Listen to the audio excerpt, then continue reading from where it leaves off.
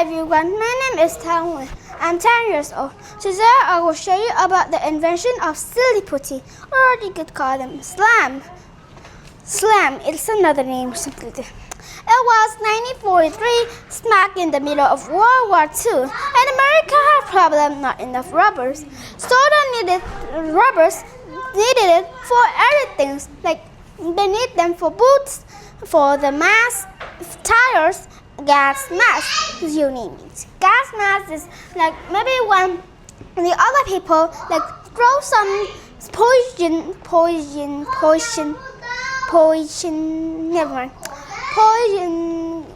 gas, then you have that gas mask you wear on, and that gas, poison gas, won't go into your mouth, and you won't that. And then your tires so they have so the tires so they could go.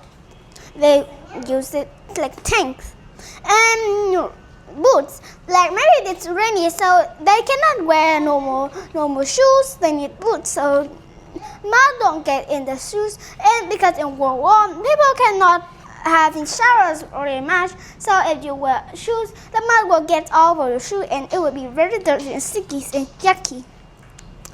But citizens got donated tires and sneakers. Sneakers, maybe there's some parts like kind of like that. I don't know. But the supply still feel really short, not enough, because in World War II there's a lot of people like fighting. A lot of people go to fight, usually men.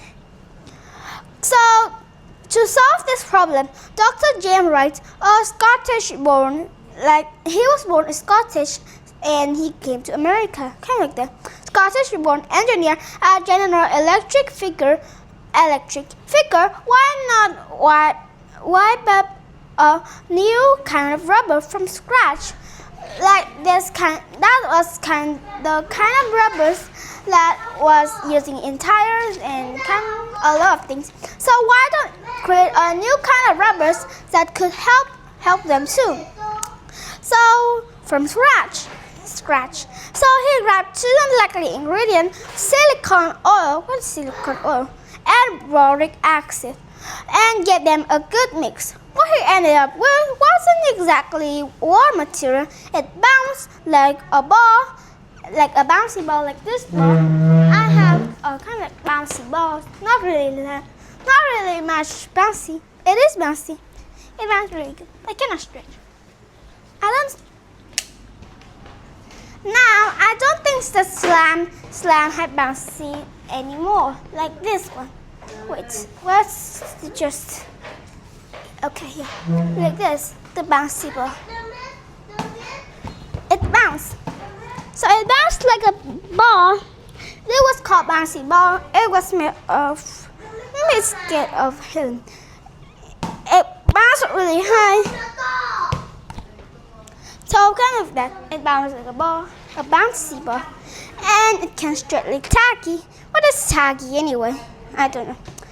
Taffy, not tacky. And even left ink of newspaper. That was the first one. Now slam can only lift off dust from the computers, not ink anymore. Like a ball, stretch like taffy, and even lift ink of newspaper, like some weird stamp. But it's not a stamp anyway. Stamp only prints, it don't stick up. But as for using it boots or tires, that's weird. It didn't work because it was too taffy, too bouncy, and kind of too soft and too stretchy, and it shattered under pressures. It wasn't rubbers, so it's a new kind of rubbers that Dr. James Wright invented. That's unlikely, mysterious. No, I don't know. In short, it wasn't actually exactly a rubber or had any benefit.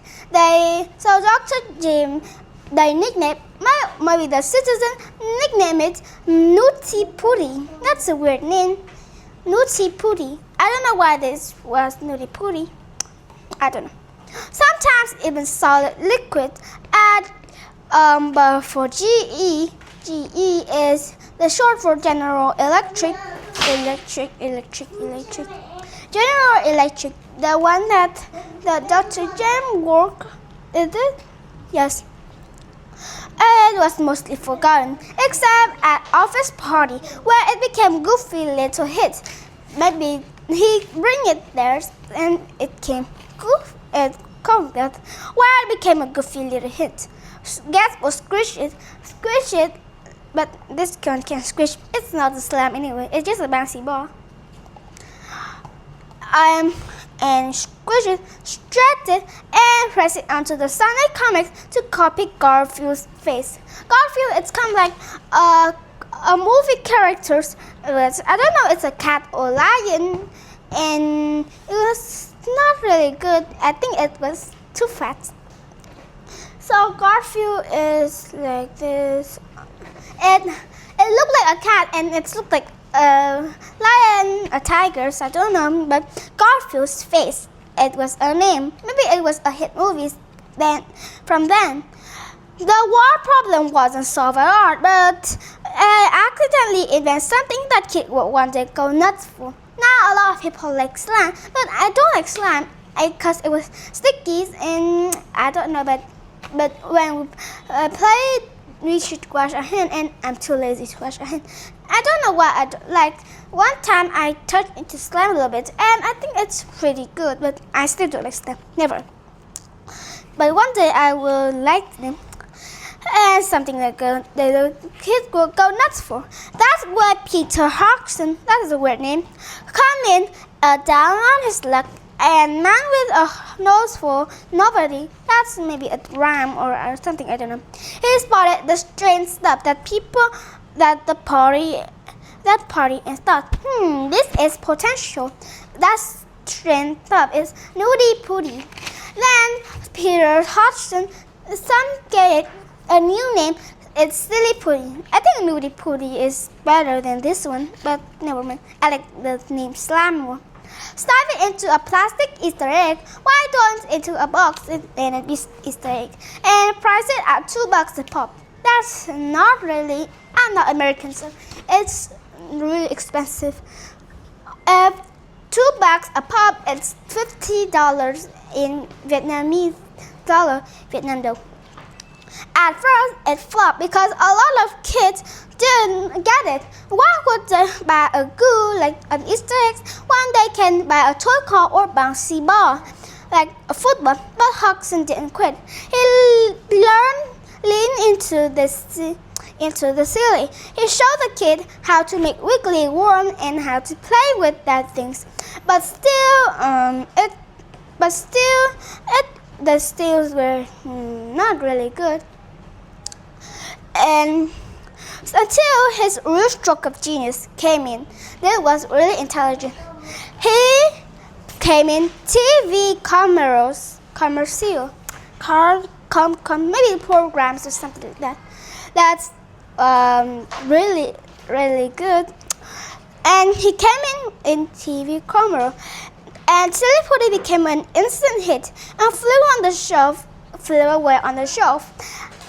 At first it was flop because no kid get it. Then Hodgson showed them how to play with them. Still, it was not really good. Then he get his final stroke. He put it in on a TV program, and then it go instant hit. The other Silly Putty, just like it flew away, just disappeared. And by the 1960s, every kid wanted one of them because it can bounce, it can stretch, it can print. Not really print, it can get the print out. So that was kind of really cool. So that's the end of today. The invention of Silly Putty or slam, but still I will never like Silly Putty or slam. I often call them slam more because I think it's sticky. So who knows that from a world war could be a thing that every kid that will go nuts for. So thank you for listening. Bye bye.